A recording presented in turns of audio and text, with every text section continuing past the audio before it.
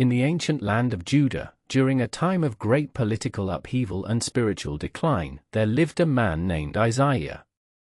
Isaiah was a prophet called by God to speak his words to the people of Judah and Jerusalem, to warn them of impending judgment but also to offer hope for redemption.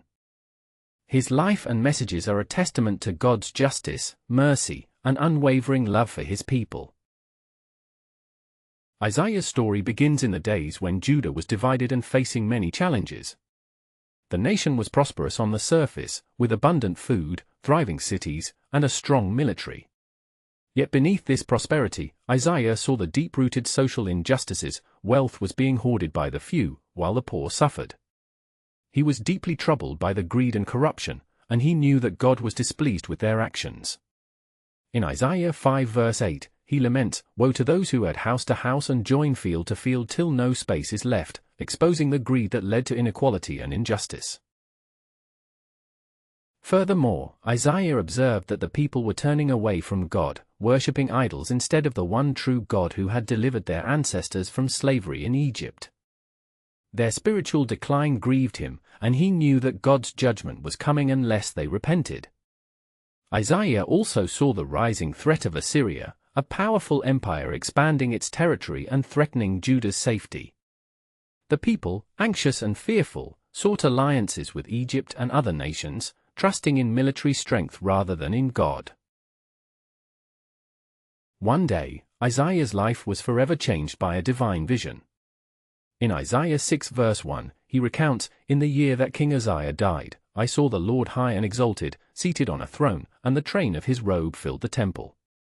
Isaiah found himself in the temple praying when suddenly he was overwhelmed by a glorious vision of God's holiness. Seraphim, celestial beings with 6 wings, encircled God's throne, calling out, "Holy, holy, holy is the Lord Almighty, the whole earth is full of his glory." The temple shook at their voices, and Isaiah was filled with both awe and terror. In that moment, Isaiah became painfully aware of his own sinfulness. He cried out, "Woe to me! I am ruined! For I am a man of unclean lips, and I live among a people of unclean lips." Isaiah knew he was unworthy to stand in God's presence. But God's mercy was evident. One of the seraphim flew to Isaiah with a burning coal from the altar and touched his lips, saying, "See, this has touched your lips, your guilt is taken away and your sin atoned for." With that act of divine cleansing, Isaiah was made pure and ready to serve. Then, Isaiah heard God's voice asking, "Whom shall I send? And who will go for us?" Without hesitation, Isaiah responded, "Here am I, send me." Isaiah 6 verse 8. From that moment, Isaiah embraced his calling as God's messenger, tasked with delivering God's words to the people of Judah. God gave Isaiah a difficult message to proclaim. He was to tell the people that they would hear God's word but not understand, see but not perceive, because their hearts were hardened.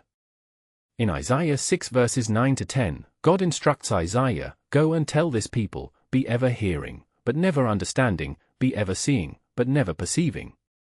Make the heart of this people callous, make their ears dull and close their eyes." Despite the discouragement, Isaiah was to persist in delivering God's warnings, knowing that some would not listen. When Isaiah asked how long he was to deliver this message, God answered that the judgments would last until the land was desolate and many cities were left empty. Yet amidst the prophecy of judgment, hope remained. God promised that a remnant, the holy seed, would survive.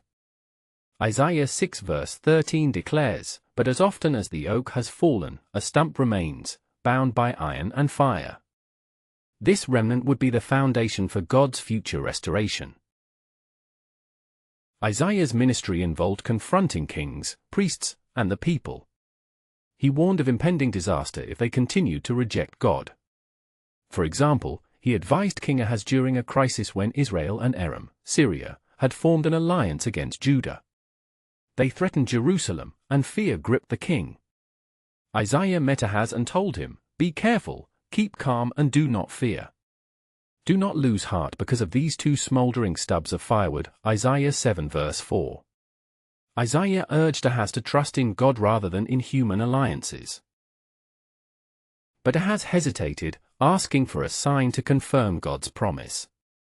God offered him a remarkable sign: the virgin will conceive and give birth to a son, and will call him Emmanuel, Isaiah 7 verse 14. This prophecy foretold the coming of a Savior, a sign of God's presence with his people. Although Ahaz refused to ask for a sign, God's promise remained, pointing forward to the birth of Jesus Christ, whose name means God with us. Later, during the reign of King Hezekiah, Isaiah continued his prophetic work. When Hezekiah fell seriously ill, Isaiah delivered a grim message: "Put your house in order, you will die, you will not recover," Isaiah 38 verse 1. The king was devastated, praying fervently to God. God heard his prayer, and Isaiah returned with a new message: "I have heard your prayer, and I will add 15 years to your life," Isaiah 38 verse 5. To confirm his promise, God performed a miraculous sign, causing the shadow on the sundial to go back 10 steps, Isaiah 38 verse 8. This miracle reaffirmed God's power and his care for his faithful servant. Throughout his ministry, Isaiah warned against trusting Egypt and other nations for security, emphasizing that true safety lay in trusting God alone. In Isaiah 31 verse 1, he warns, "Woe to those who go down to Egypt for help, who rely on horses, but do not look to the Holy One of Israel." Isaiah urged the leaders to turn back to God and seek his protection, reminding them that human strength was fleeting, but God's power was eternal. Isaiah also delivered messages of judgment against other nations. He prophesied against Babylon, predicting its fall long before it happened, Isaiah 13. He foretold the destruction of Egypt, Moab, Damascus, and Tyre, proclaiming that God's justice extended beyond Judah to all nations. Yet, even in these judgments, Isaiah offered hope. For instance, Isaiah 19 verse 22 states, "The Lord will strike Egypt with a plague, he will strike them and heal them."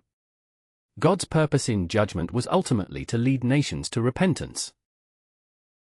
One of Isaiah's most profound visions was of a future peace on earth. In Isaiah 2 verse 4, he describes a time when they will beat their swords into plowshares and their spears into pruning hooks. Nations would no longer wage war but would live in harmony.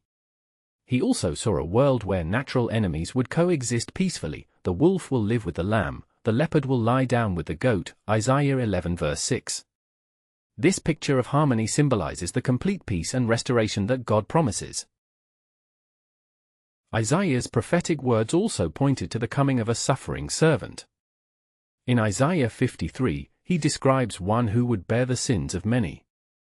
Verses 4 to 5 say, "Surely he took up our pain and bore our suffering, he was pierced for our transgressions, he was crushed for our iniquities, the punishment that brought us peace was on him." Christians believe this prophecy foretells Jesus Christ, who would suffer and die to bring salvation to all. Isaiah also envisioned a grand feast prepared by God for all nations.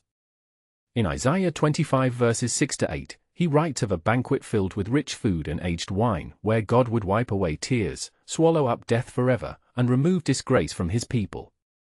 This vivid imagery reflects God's deep compassion and his desire for unity and joy among all peoples. Another glorious vision Isaiah shared was of a new creation. In Isaiah 65 verse 17, he declares, "See, I will create new heavens and a new earth, the former things will not be remembered." This promise speaks of a future where pain, suffering, and sin are no more, a perfect world of eternal joy in God's presence. Isaiah's messages of hope extend beyond judgment and restoration. He calls believers to arise and shine, for your light has come, and the glory of the Lord rises upon you, Isaiah 60 verse 1. Even amid darkness, God's glory would shine brightly. He also invites all nations to worship God, proclaiming in Isaiah 56 verse 7 that God's house shall be called a house of prayer for all nations. Isaiah's words are filled with poetic imagery, such as the desert blossoming like a crocus, Isaiah 35 verses 1 to 2, symbolizing renewal and life in desolate places. He foretells a future where water flows in the wilderness and healing comes to the suffering, Isaiah 35 verses 5 to 6. His visions of peace and healing inspire believers to hope for a better future. Throughout his ministry, Isaiah faced opposition from false prophets and corrupt leaders who preferred comforting lies over hard truths. Yet, Isaiah remained faithful, trusting that God's word was more important than popularity. He performed symbolic acts, such as walking around stripped and barefoot for 3 years as a sign against Egypt and Cush, Isaiah 20 verses 2 to 3, demonstrating his obedience and the seriousness of God's message. As Isaiah's prophetic career neared its end, he delivered some of his most hopeful messages. In Isaiah 61 verses 1 to 2, he proclaims, "The Spirit of the Sovereign Lord is on me, because the Lord has anointed me to proclaim good news to the poor, to bind up the broken-hearted, to proclaim freedom for the captives." These words echo the mission of Jesus Christ, who later declared that he fulfilled this prophecy in Luke 4 verse 18. Isaiah's final visions reveal a glorious future where God will create new heavens and a new earth, where pain and suffering are no more, and where God's glory fills all creation.